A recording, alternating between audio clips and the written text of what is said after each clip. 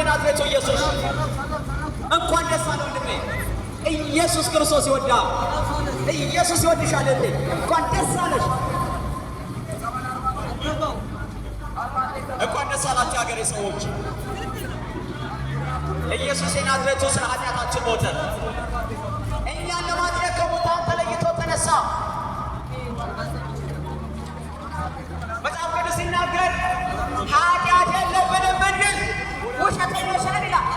ሁላችን በእግዚአብሔር ፊት በድለናል። ነገር ግን ከኃጢአታችን የምንታጠበው በናዝሬቱ ጌታ በኢየሱስ ደም ነው። የምንሰብካቸው ሃይማኖት አይደለም ወንድሞቼ እናቶቼ። ነገር ግን መጽሐፍ ቅዱስ በሁለተኛ ቆሮንቶስ ምዕራፍ 5 ላይ ሲናገር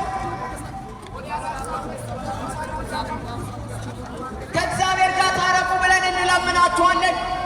የአዲስ አበባ ነዋሪዎች ኑ ከእግዚአብሔር ጋር ታረቁ፣ ኑ ከጌታ ከኢየሱስ ጋር ታረቁ፣ ኑ በደሙ ታጠቡ፣ ኑ ንጹህ፣ ኑ ጻድቃን፣ ኑ ቅዱሳን ሁኑ።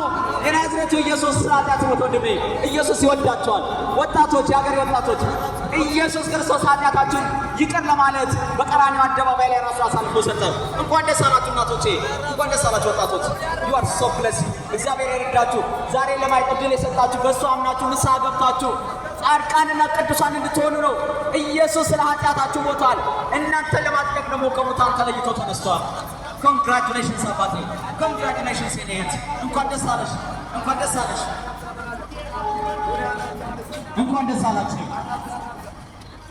we have a good news መልካም የምስራች ዜና አለን። ኢየሱስ ክርስቶስ ያድናል።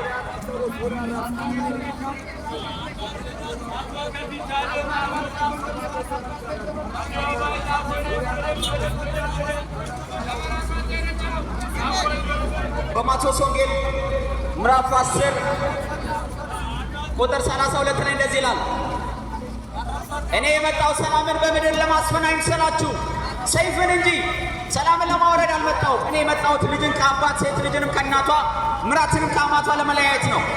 የሰው ጠላቶቹ የገዛ ቤተሰቦቹ ይሆናሉ። ከኔ ይልቅ እናቱን ወይም አባቱን የሚወድ ለኔ ሊሆን አይገባም።